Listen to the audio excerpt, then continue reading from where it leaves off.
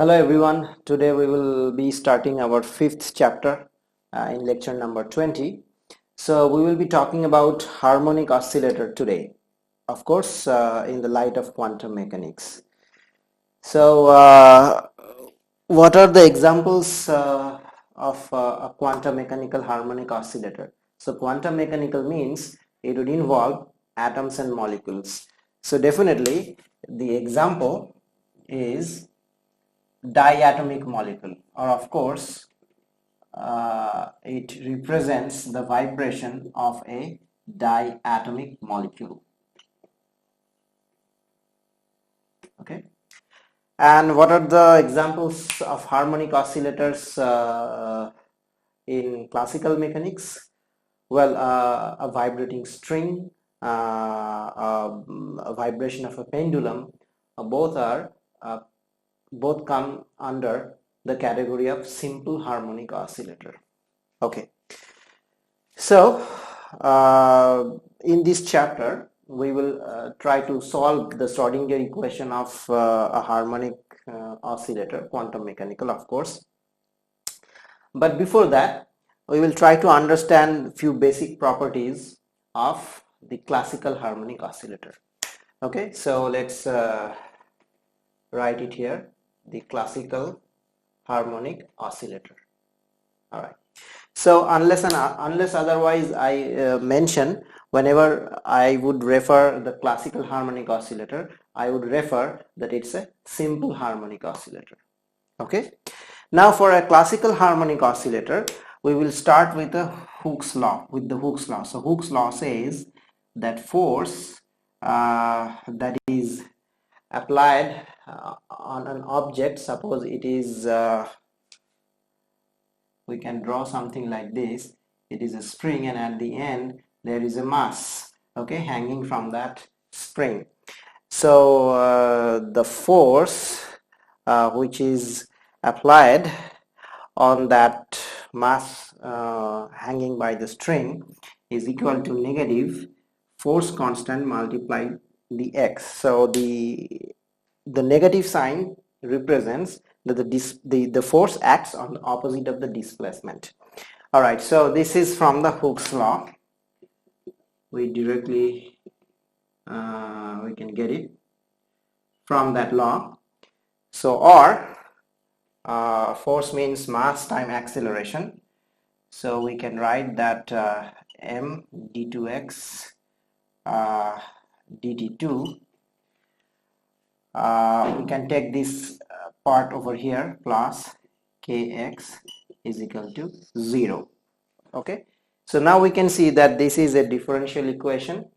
All right, and we have seen this kind of differential equation many times in the chapter number 2, and we know that how we can solve this equation, and we can write the general solution for this differential equation. This is equal to something like a cos omega t plus b sine omega t. All right, so we have seen it earlier. Okay, so what is the meaning of this solution? Means the significance. So this says that we can even write that so this is the displacement, right? Displacement with respect to time. So the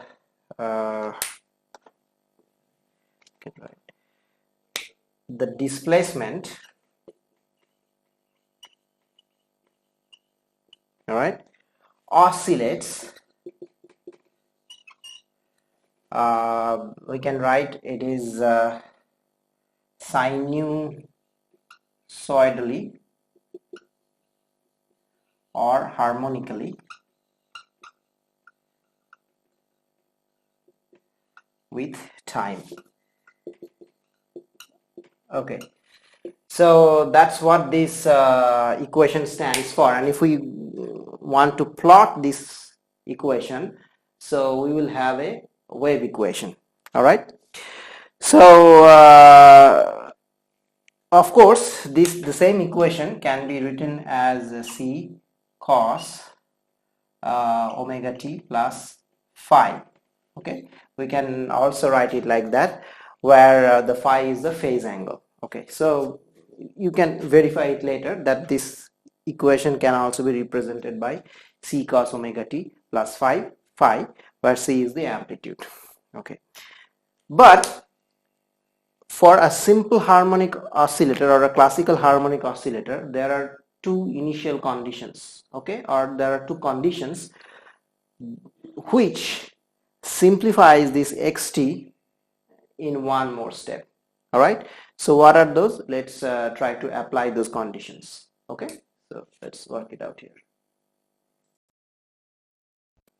Okay, to simplify this solution or this equation according to the conditions, so I have drawn this picture. So this is the equilibrium position of this mass attached to the string, and now it has been displaced up to a position. This position is called x0. All right, and initially t is equal to 0. So this is at time t is equal to 0, and the displacement xt is equal to x0, and so this vector, it represents the displacement, the x. All right, and also at this point at time t is equal to 0, the velocity, that is dx dt, at time t is equal to 0 is also 0, because we have just pulled the string up to here, this position, and we are about to leave our grip, so that the mass starts to oscillate. So just right before we leave, we regard the time t is 0. All right, so now we have to apply these two conditions over here. So now we can see that at time t is equal to 0, of course our x0 is equal to x, at time t is equal to 0 is x0 or x naught is equal to, if we put the time t is equal to 0, so here time t is equal to 0, cos 0 means a, plus here sine 0 0, so means that part is 0. All right, so now we get that here a is equal to x0, and then at time t is equal to 0 we have dx dt at time t is equal to 0 is equal to 0. So now we can further get that this is minus a omega sine omega t plus b omega cos omega t. All right, so here again at time t is equal to 0, so at this part vanishes, so this part becomes 0 is equal to, so this 0 means this part is 1 is equal to b omega. So therefore we get that b omega is equal to 0. Omega can be 0, so of course since omega can be 0, so b is equal to 0. So therefore we get these two conditions right from here, that a is equal to x0 and b is equal to 0. So therefore we can rewrite the above equation, xt is equal to, in terms of x, a is equal to x0, so x0, and then we have b is equal to 0, so x0 cos omega t. All right, so this is our modified or improved solution for a harmonic oscillator, classical harmonic oscillator, that xt is equal to x0 cos omega t. And further we can present this equation in a form of graph plot. So here in x-axis we can plot time t, and here we have these two amplitude, this is plus x0, then this is negative x0 or x naught, and at time t is equal to 0 we have x naught. Okay, so it will start from there, and then of course according to the omega it will show its displacement like this. Okay, so this is minus x naught. So this is the general representation of the oscillating nature of the solution xt of a harmonic oscillator. All right, so there are one more aspect of this harmonic oscillator. We have to learn it because these aspects of the classical harmonic oscillator, we are going to verify that once again whether those are true in case of quantum mechanical harmonic oscillator. Okay, so let's quickly take a look about our next aspect of the classical harmonic oscillator. Okay. Okay, so before we discuss about the aspect, so let's once again write the equation x is equal to x naught cos omega t, and where omega should be root over of k by m. Okay, and it was obvious from the point that we solved this earlier, and of course nu is equal to omega over 2 pi. So now the thing that we are going to prove here, that the energy of a harmonic oscillator is fixed or conserved or constant, means the total energy. Okay, so in other words, we are going to prove that the total energy we can write it as E is equal to the summation of the potential energy plus the kinetic energy K. All right, or sometimes you can write it as by T also. In quantum mechanics we write, sometimes we denote the kinetic energy as T. All right, so the energy of the harmonic oscillator is conserved, that we are going to prove it. Now this statement is very important, and that we will going to find out when we discuss about the quantum mechanical harmonic oscillator. But before that, let's try to prove it. So what is the potential energy for harmonic oscillator classical? That probably we remember that it is half kx square. All right, and it can be proved easily, that is U is equal to half kx square plus the kinetic energy half mv square. All right, so here then we have to expand these terms. So of course I can write it from the left, that is equal to half. So here x is actually xt, so that means here we can write x is xt. So half x0 square, okay, cos square omega t. All right, fine. And then plus half mv square m, and here v square means we can write it as m dx dt whole square. So what is dx dt here? So dx dt is equal to, we can write that whatever it should come as a negative sign, so we neglect negative sign because we are taking the square of it. So it should be x0 square omega square sine square omega t. All right, so now we have got this term over here. Okay, so is equal to, so here we have 1 omega square term, right, and here we have some value m, so we need to change the omega in terms of something like k or m, etc. So what we do is equal to, we just convert it here. So let's take half x0 square cos square omega t plus half m and x0 square. Okay, and then instead of omega square we can take k by m. All right, and of course we have sine square omega t. All right, so am I missing a k over here? Okay, so I have missed a k over here, so pardon me, and I should include the k over here. I'm very sorry. So half k x0 square. All right, so these two m cancel out, and then I have you see I have half k x0 squared. This part is common in both sides. All right, so I'm going to take half k x0 square common out of it, and then within bracket I have cos square omega t plus sine square omega t, and this is unity. This is equal to 1, so is equal to means the total energy, or E, then therefore becomes is equal to half k x0 square. Now you see this is free of any variables.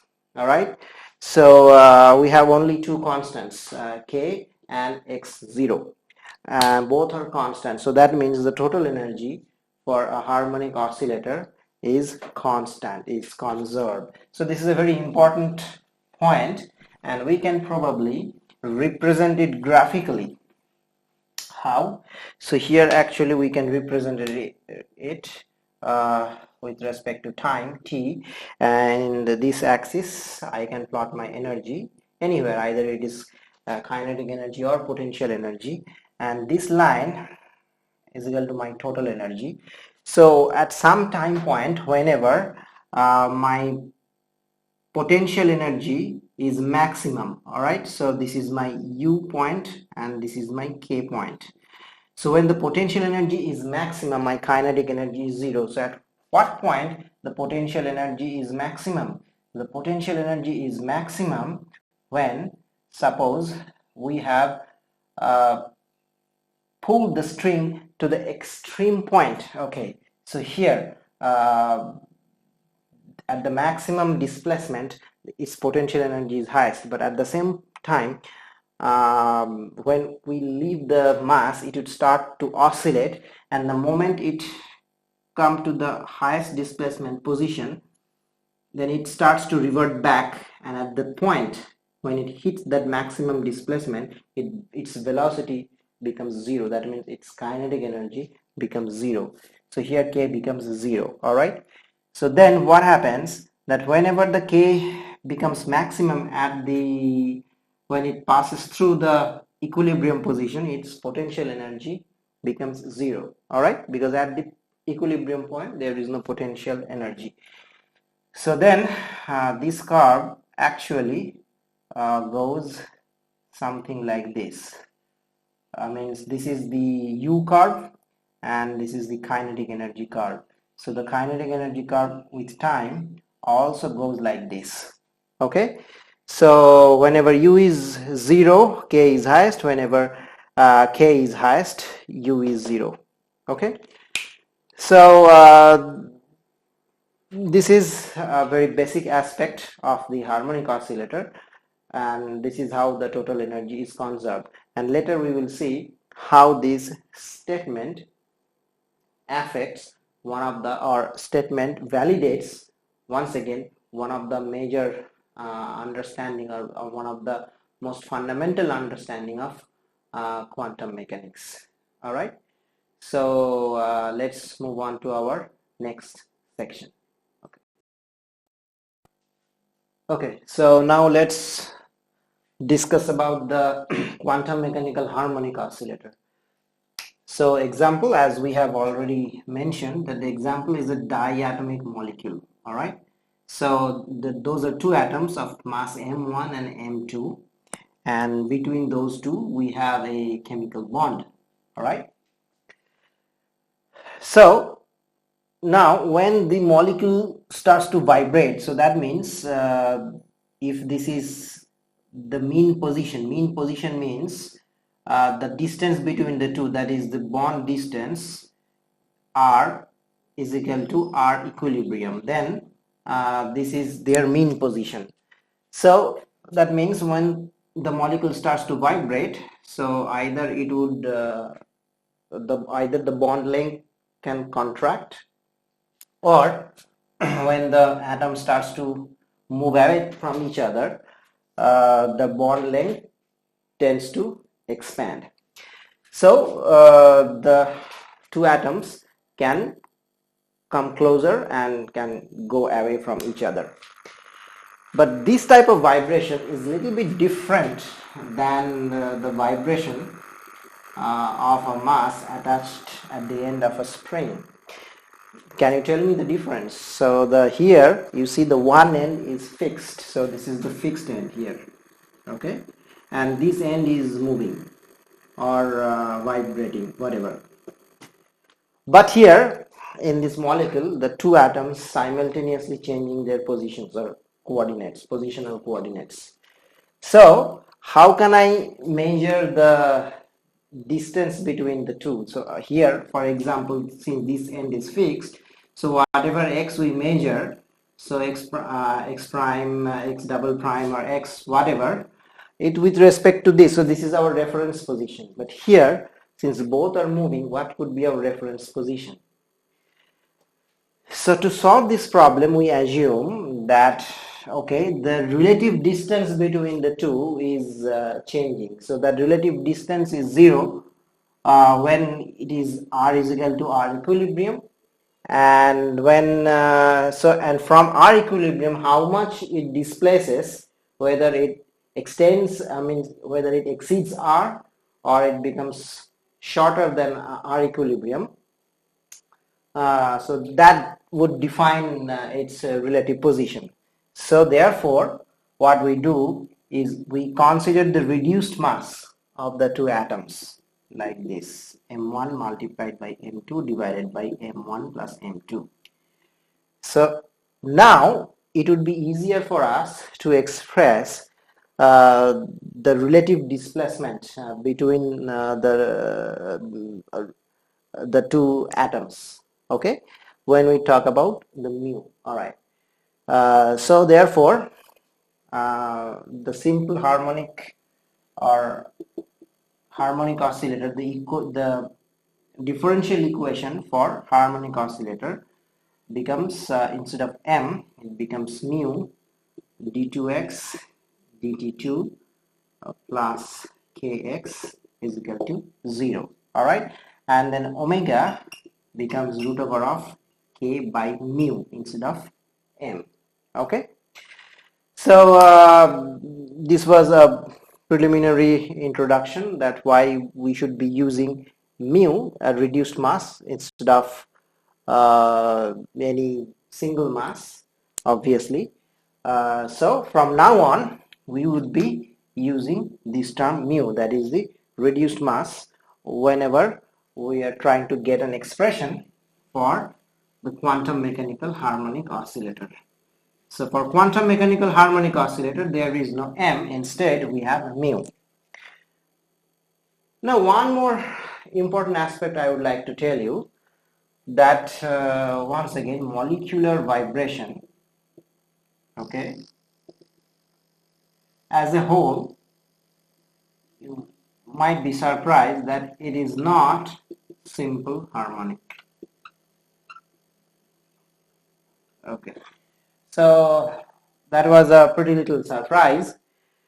That of course we at the beginning I told you that an example of a quantum mechanical vibrator, harmonic oscillator vibrator, is a molecular vibration.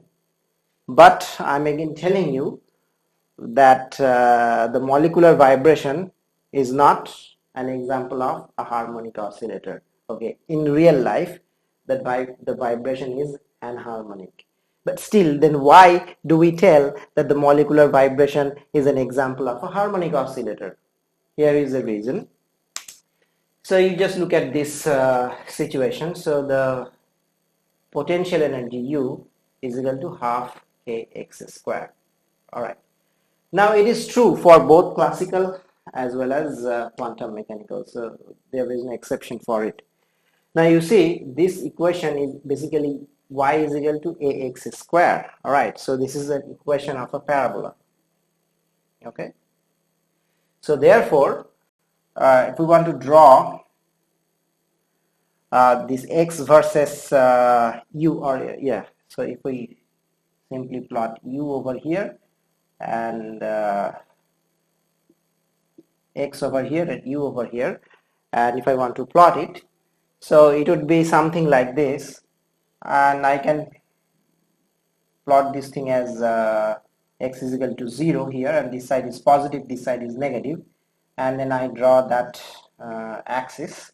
So then according to this equation, this u versus x plot should be uh, something like this, right? So let me draw it. So it's an example of a parabola. Okay. So ideally, and then I can actually later remove this line, all right, and now I change it to r. So r is the internuclear distance. So here my molecule is m1 and m2, and here it is r is the internuclear distance, and at this point r is equal to r equilibrium, all right, exactly where the u is equal to 0, potential energy is equal to 0. So r is equal to r eq is equal to the equilibrium bond length. Okay, means the bond length for a chemist, that is the usual bond length. Uh, so that should be the picture of that's how the potential energy would vary with respect to r. So any distance less than r is equal to r equilibrium, potential energy would go high, and any distance more than r is equal to r equilibrium, the potential energy would exactly also go high, and at the middle it should mean or at when r is equal to r equilibrium, you should be 0. But in actual case, what we observe that the u versus r curve for any molecule, say HCl for an example, does not follow this curve. Okay, what it follows is called a curve for an anharmonic oscillator, and the curve looks like something this. So I am now making and drawing it in a dotted line. Okay, so you see what I am drawing. Okay, so and it goes like this. All right, so the dotted line stands for anharmonic oscillator curve of u versus r, and this is what we observe in the real life. So now I make it bolder. So this is what we actually observe. Now the equation for this curve comes from an empirical equation. We are not going to details about this. You will learn it later in molecular spectroscopy in next semester in physical chemistry, of course. But you see, the most important part is here around this part. Okay, so you look at you concentrate on this part here. Both the harmonic oscillator and the anharmonic oscillator have the almost same behavior.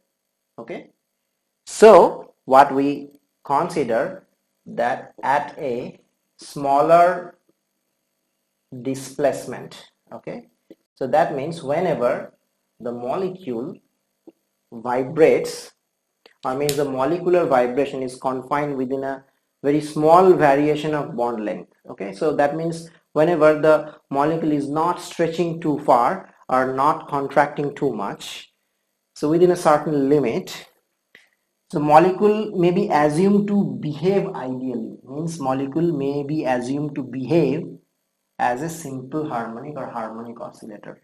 So within a very small distance, and we can say that this is approximately 10 to 15% of the overall variation that can go at all maximum.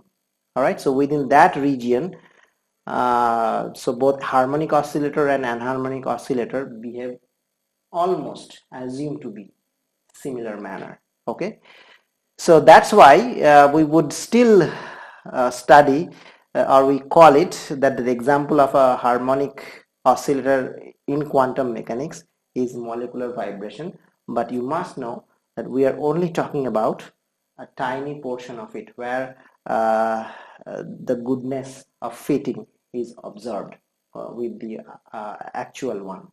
All right, so once again, as I told you, we will learn more about it in molecular spectroscopy. In fact, the entire infrared spectroscopy or vibrational spectroscopy is based on this anharmonic curve. Okay, and this potential energy diagram for anharmonic oscillator is called Morse curve.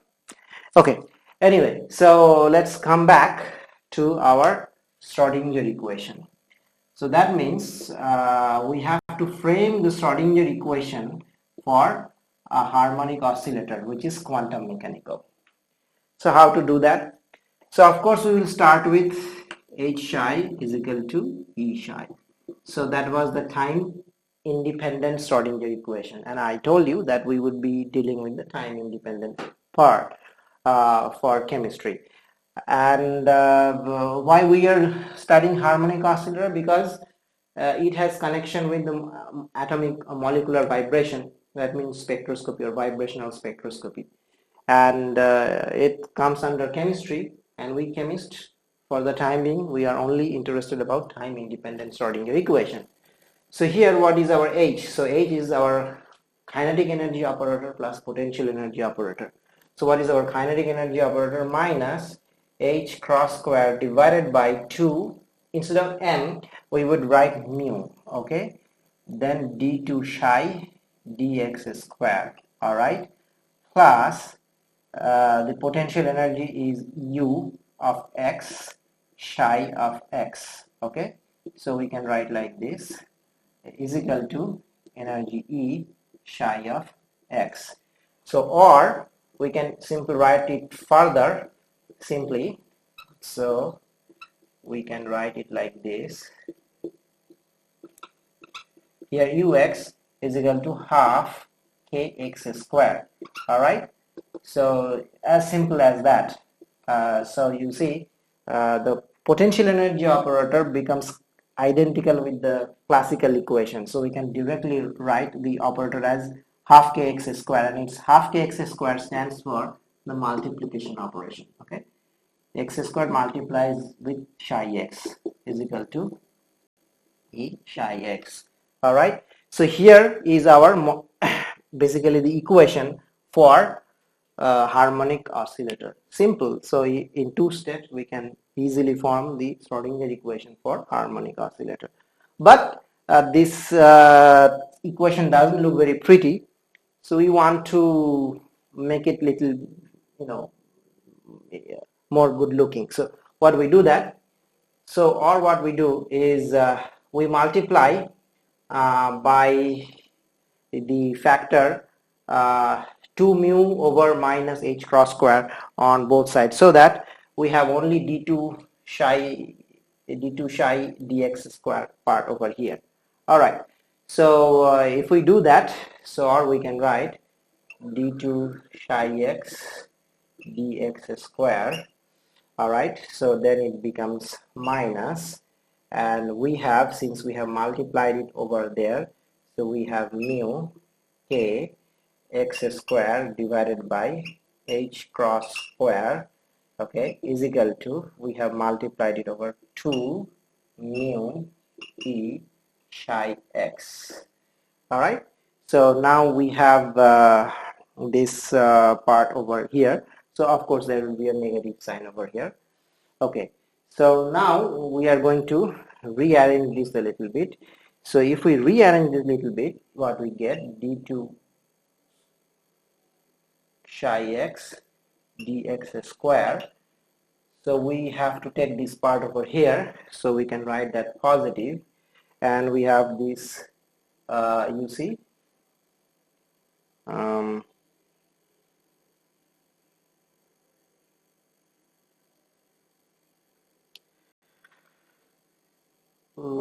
that we have this part common, and so